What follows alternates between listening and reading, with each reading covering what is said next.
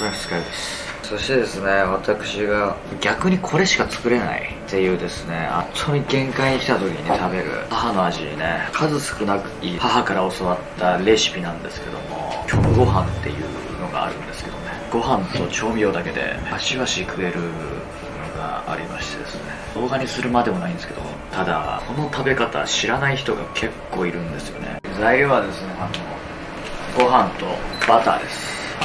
あれば鰹節。それ以外はね、なぜなら何もできない時に食う飯だから。俺はこれが大好きだって。ということで本当に限界なんで、このレシピを公開したら料理研究家に追放されるかもしれない。料理研究家である前に独身男性なんで。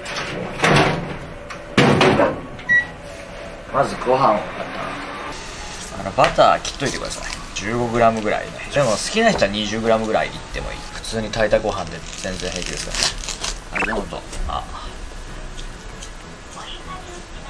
4ぐらいで、なんでもいいんだけど、もうこれが食いたいんだ。醤油適当にかけてください。あればね、鰹節別になくてもいい。鰹節は醤油とバターと味の素さえあればめちゃくちゃうまい。でも今回も一応かけましょうか。香りが良くなるからね。